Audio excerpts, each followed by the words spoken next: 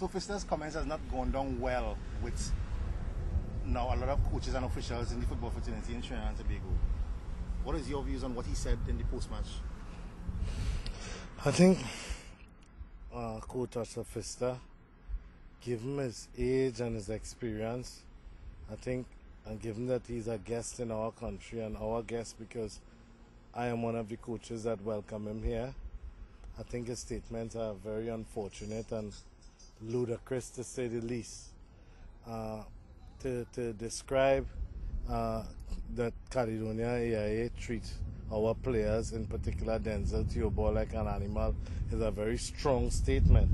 And, you know, I want to know why the journalist didn't ask him to quantify what exactly he meant by that, because I don't know what he means by that. What I know is that one of the top clubs in India showed an interest in Denzel Theobald after the India game. They contacted him, they spoke with him, and he expressed his interest in going there. Caledonia AIA has not benefited $1 from this exercise. And we've made Denzel a free agent so that he can take up this opportunity because he's approaching 30. He's not starting with the national team. Mr. Fista says he's his best midfielder, yet he was in the stands to the first World Cup game and he played only 5 minutes in the next World Cup game. So Theobald made a decision, given the salary and given what it means to his future, because we don't have a pension plan for footballers in Trinidad and Tobago. What we benefit from this deal is the cultural exchange. India being one of the parents of Trinidad and Tobago, as is Africa.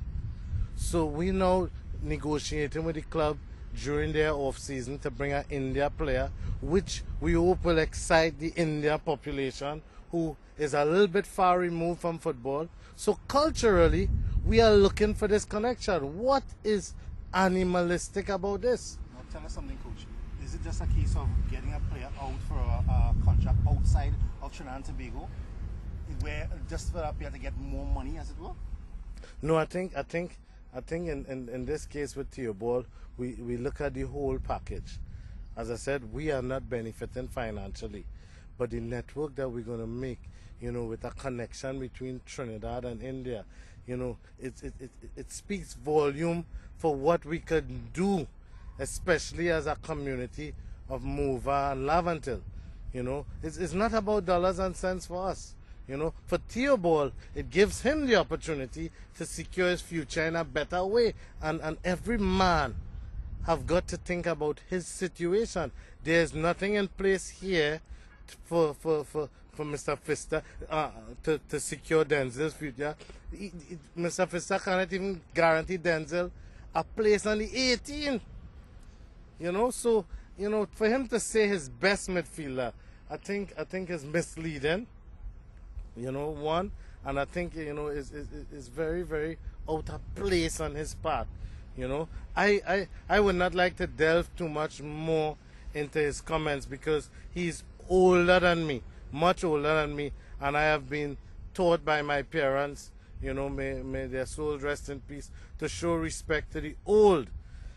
But his sentiments are bordering on senile at the moment. All right, so Mr. Shabazz, could it be that his I don't know, his concerns could be that we are shipping these players off to leagues that might be considered, you know, less than our own here, where they could perhaps try to secure something in a country that is, you know, more football crazy? Well, I think we gotta measure the input clubs put into the league, into the players, and what they get out of it. I think if Mr. Fista has demonstrated that he does not want a local-based team, so he should not have a problem with local-based players going to become foreign-based. And probably these players going away because they feel that they stand a better chance of catching his eye. Look, we brought a goalkeeper here from New Zealand, paid $26,000 for the ticket. And this keeper proved to us that he could hardly save $1. And we had Marvin Phillips, local bass player, working hard on top of his game. Marvin Phillips was on the bench. How can Mr. Pfister explain that? So if Marvin Phillips now decides he wants to go to Vancouver, right? How can Mr. Pfister be upset with that? It's illogical. And gone are the days where people from Europe or South America or from any other part of the world could just come to our country and just make spurious remarks without quantifying it. It's nonsense. Another remark that Coach Pfister made was the subject of the agents or the lack of agents thereof, and that we face probably bans in terms of the clubs for using probably unscrupulous agents. If agents are told, he said the clubs are some of them doing business on their own, which is against FIFA regulations. I think there are good agents and there are bad agents. There are scrupulous agents and there are unscrupulous agents. Again, Mr. Pfister in his adrenaline rush, could have better quantified who were the agents of which he was speaking about. We know of Mike Berry, who's been very good to Dennis Lawrence and Jason Scotland and Carlos Edwards. We know of people like Heather McKenzie. We've had agents here who's done good for players. We've also had agents who've exploited players, and we understand that. So I think, instead of calling a spade, Mr. Pfister went on to call the spade an agricultural instrument. And he widened the net, and in doing so, he mashed on some corns that he should not have mashed on. And I'm warning you, Mr. Pfister, do not mash on Caledonia or Jamaal Shabazz corn. We have no quarrel with you. I don't know if you made those statements because I coach in Guyana and you want to get under my skin, but my skin is very dark and thick. And it's not easy to get under my skin. I accustomed being in the sun. So you're thinking probably it's a case of mind games ahead of the two crucial games now against Guyana and Trinidad and Tobago? Yeah, but mind games with me, with all I've been through in my life. Check my history. Mr. Pfister don't know my history? Check my history. All that I've been through in my life, a man can come play mind games with me? Come now, man, Mr. Pfister. Even an old man should know better than that. Now tell us something. There are rumors, and I say rumors, that Coach Pfister has a relative of his that is an agent and who's probably trying to woo some Trinidad and Tobago players to become their agent and getting probably foreign contracts for them. Have you heard those rumors? He who asks the question knows more than he who is being questioned on this matter. I do not want to step 1 millimeter in the direction of Mr. Pfister and his dealings with agents and all those things. I want to stick close to the issues with Caledonia, national football, and keeping it very, very, very, very focused. Mr. Pfister could be dealing with whoever. I'm not getting into his business, and I think he should gather his information better before he get into Caledonia's business. Jamaal, I just want to ask you this question as it pertains to Mr. Pfister and this entire situation.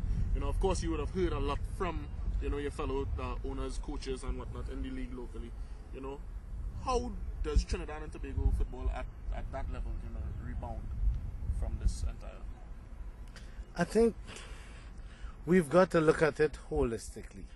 There must be a reason why a player would want to just pick up and go, from here to Vietnam or from here to India. I think it's a question of security. In 1989, under Gary Cummins, we came within 1 point of qualifying for the World Cup. And when you look at what happened there 20 years, 21 years back, the government and the private corporate sector employed the players and then gave them back to the national team full time, right? They were able to train 5-6 times a week under Coach Cummins. And the foreign-based players then was few and far between. I think if we want to see a situation where we don't want a mass exodus of players going on to bigger and better things, there must be some kind of subsidy system set up between corporate Trinidad and Tobago and the government that could, you know, finance and fund these players so that they could stay home for the entire period of the campaign. At the same time, we must never close the door on an ambitious individual wanting to go overseas and further their careers, because a player might leave here and go to Vietnam, and from Vietnam he might be spotted and end up in England, end up in some other part of Europe. If Mr. Pfister is so averse to people going and moving on to bigger and better things, why he didn't stay in Germany and work in some lowly club? Why he went to Africa and come to the Caribbean to become a big coach, big money earning coach? Why he didn't stay in his country? Because he is ambitious? Is it because he so care about the third world? I don't think so. I think he wanted to push himself and wanted to be the best he possibly could be, and Africa and the Caribbean has provided the opportunity for him. There are coaches in Europe will scoff at a coach leaving Europe and coming in the Caribbean to work. So, you know, if you look at it from the flip side, there's merit also in going to going to these places, because it's not the end all. It could be a stepping stone. Let me give another example. Players come here from Guyana, right? And from St. Vincent, and from some of the smaller islands to play. But a lot of them just come here and want to play for 3-4 years, and they want to go further. It's a stepping stone. You know what I mean? And stepping stone could be small, it could be big, it could be near, it could be far. Who is Mr. Pfister to decide which stepping stone a player should make? Finally from me, Coach, whether you know it or not, or whether you like it or not, you're in a unique position, because even before that game has been played, Trinidad and Tobago is on probably the back foot, and Guyana probably in the ascendancy, not just on the points table, but in terms of probably Guyana progressing, and that's the reality of it. Is that some sort of pressure for you going into those two games? I am under no pressure.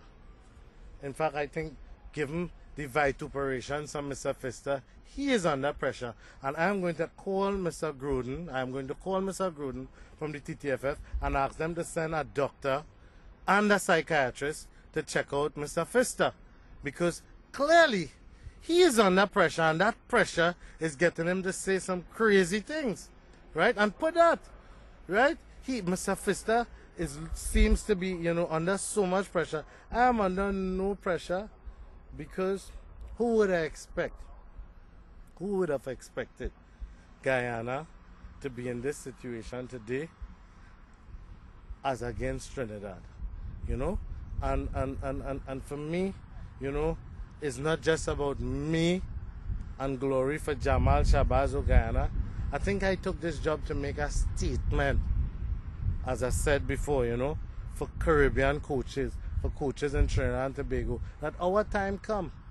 You know, gone are the days when we had to sit and wait for a blue-eyed, blonde, South American or European or whoever. Just as we don't need to sit and wait for a foreign commissioner of police, we don't need to sit and wait for somebody outside to come and carry our fortune forward. And it's towards this end I took this job, because I think our time has come and our time is now. So my working for Guyana is not against Trinidad and Tobago, you know. It's to make a statement on behalf of the local coaches of Trinidad and Tobago.